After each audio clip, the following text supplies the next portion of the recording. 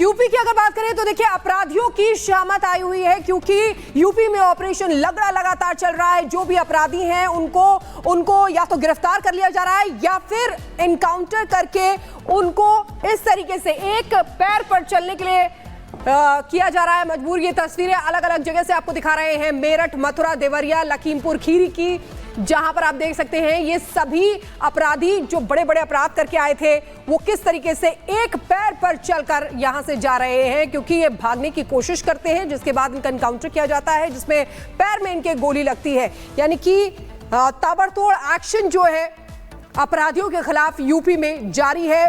मेरठ, लखीमपुर खीरी, देवरिया और मथुरा जहां की तस्वीरें हमने आपको दिखाई हैं, आप देखिए किस तरीके से बेखौफ होकर ये जो बदमाश होते हैं ये अपराध करते हैं। और उसके बाद योगी सरकार की तरफ से कड़ा संदेश ये दिया गया है कि कोई भी अपराधी होगा उसको बख्शा नहीं जाएगा। और ये तस्वीरें उसी बात की तस्दीक करती हैं कि अगर यूपी में कोई भी इस तरीके के अपराध करेगा वो बख्शा नहीं जाएगा।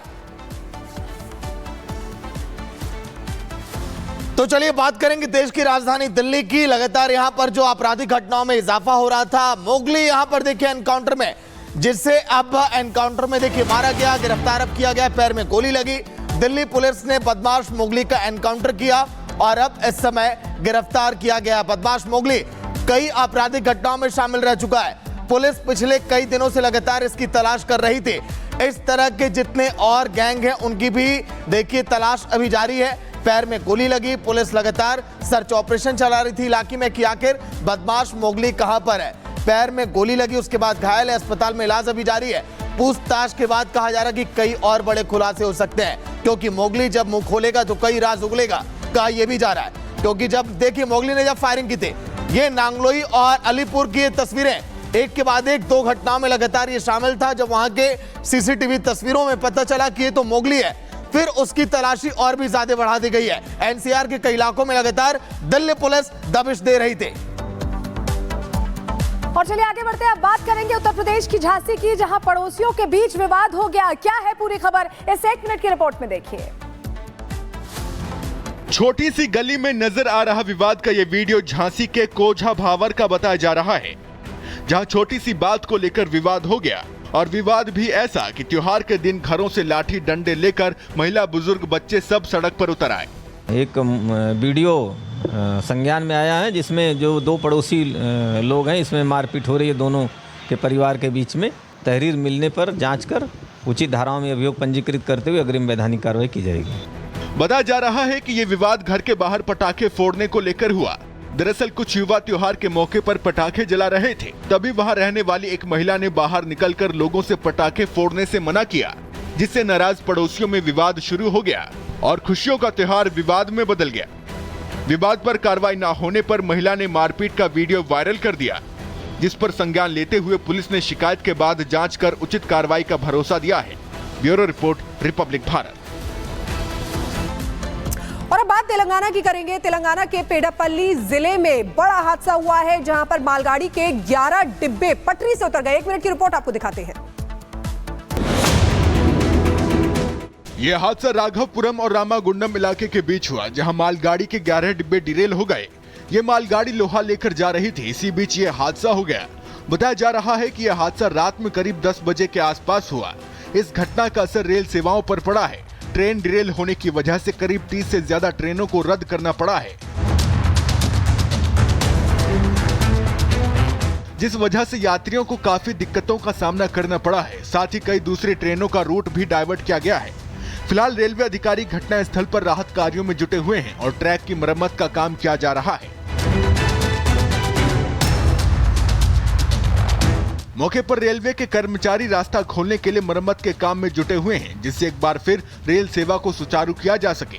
रेलवे प्रशासन ने मामले की गंभीरता को देखते हुए जांच के आदेश दे दिए हैं। रेल विभाग ट्रैक क्लियर करने की पूरी कोशिश कर रहा है। Bureau report, Republic Bharat. अब आपको तस्वीरें चीन की दिखाएंगे, जहां पर एक सनकी कार ड्राइवर ने कैसे स्पोर्ट्स सेंटर में जाकर गाड़ी वहां पर चढ़ा दी और जिसमें 35 लोगों की जान चली गई। देखिए 1 मिनट की रिपोर्ट। रात का समय था। जुहाई शहर में लोग स्पोर्ट्स सेंटर में व्यायाम कर रहे थे। लेकिन तभी एक सनकी कार सवार ने वहां व्यायाम कर रहे लोगों पर कार चढ़ा दी, जिसके बाद वहां चारों तरफ लाशों का अंबार लग गया। इस हादसे में 35 लोगों की मौत हो गई, वहीं 43 से ज्यादा लोग गंभीर हालत में अस्पताल में भर्ती हैं। बताया जा रहा है कि आरोपी 62 साल का तलाकशुदा व्यक्ति है, जो कि तलाक के समझौते से नाखुश था और बेहद गुस्से में था, जिस वजह से वो तेज रफ्तार में कार चला रहा था। घटना के बाद कार ड्राइवर भागने की कोशिश कर रहा था, जिसे पुलिस ने घटना स्थल से ही गिरफ्तार कर लिया, लेकिन उस वक्त भी आरोपी खुद को चाकू से नुकसान पहुंचाने की कोशिश कर रहा था, लेकिन पुलिस ने उसे ऐसा करने से पहले ही रोक लिया। अभी तक ये पता नहीं चल पाया है कि ये सिर्फ एक दुर्घटना थी या फिर किसी साजिश के तहत इसने इतने लोगों की हत्या को अंजाम दिया। Bureau report, Republic Bharat. तो महीने भर हेडलाइन पे चर्चा चली रहती। एक योजना से देश के नागरिकों के जेब में 1.25 लाख करोड़ रुपया बचे हैं। भाइयों और बहनों, चुनाव के समय मैंने आपको गारंटी दी थी कि 70 साल के ऊपर के बुजुर्ग हैं, उन सबको भी आयुष्मान योजना के दायरे में लाया जाएगा। मैंने अपनी ये गारंटी पूरी कर दी है।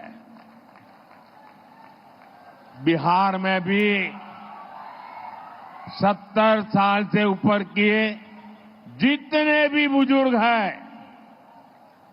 परिवार की कमाई कुछ भी हो, उनके लिए मुफ्त इलाज की सुविधा शुरू हो गई है। बहुत जल्द सभी बुजुर्गों के पास आयुष्मान वय वंदना कार्ड होगा। आयुष्मान के साथ साथ जन औषधि केंद्रों पर बहुत ही कम कीमत में दवाइयां दी जा रही है। साथियों, बेहतर आरोग्य का हमारा चौथा कदम है छोटे शहरों में भी इलाज की बेहतरीन सुविधाएं पहुंचाना, डॉक्टरों की कमी को दूर करना। आप देखिए, आजादी के 60 सालों तक देश में सिर्फ एक ही एम्स था, और वो भी दिल्ली में। हर गंभीर बीमारी के लोग दिल्ली एम्स का रुख करते थे। कांग्रेस की सरकार के समय जो 4-5 एम्स और बनाने की घोषणा हुई, उनमें कभी ठीक से इलाज नहीं शुरू हो पाया।